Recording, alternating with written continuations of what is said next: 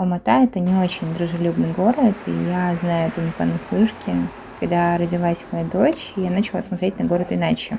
На дороги, на лестницы, на общественный транспорт, потому что именно они сегодня определяют наш путь.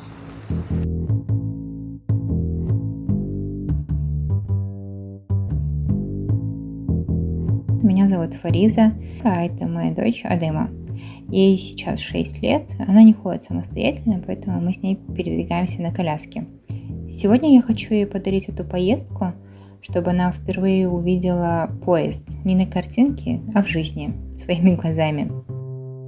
А я хочу дать голос другим таким же мамам, которые каждый день живут в недоступном городе. Алматы не mom-friendly город. И это на самом деле так, потому что не замечаешь, пока у тебя не появляется коляска на руках, либо велик детский,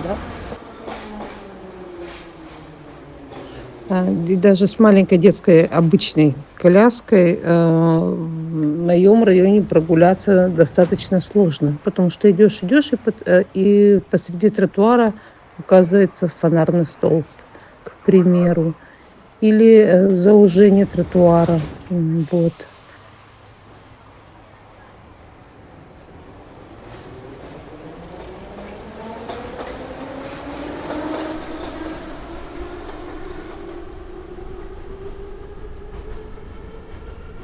Например, даже у меня в президентском парке вот есть надземный мост, где ты можешь перейти на ту сторону. И вот там пандус, это вообще, я не знаю, как его там строили, тоже очень раздельный, там не поднимешься на коляске, ничего. А вдруг человек хочет перейти на другую сторону, а мы знаем то, что Аль-Фараби-Навей — это немножко оживленная улица, и там нету другого перехода элементарно, да.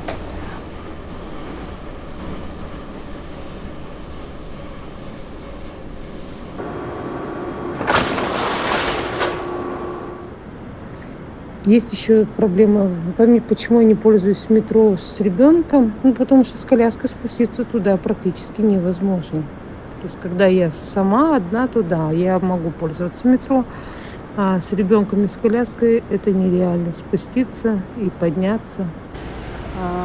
Вот эти еще пандусы, которые бывают раздельные, и между ними ступенечка. Это вообще, я не понимаю, кто это разрабатывал, если честно, потому что ни нога не влезает, во-первых, да.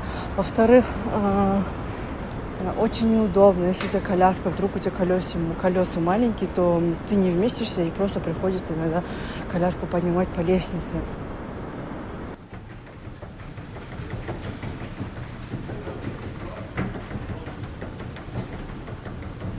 Метроға біз основном отырмаймыз, потому что метрода бар, лифтпен түсеміз, лифтпен түсесің.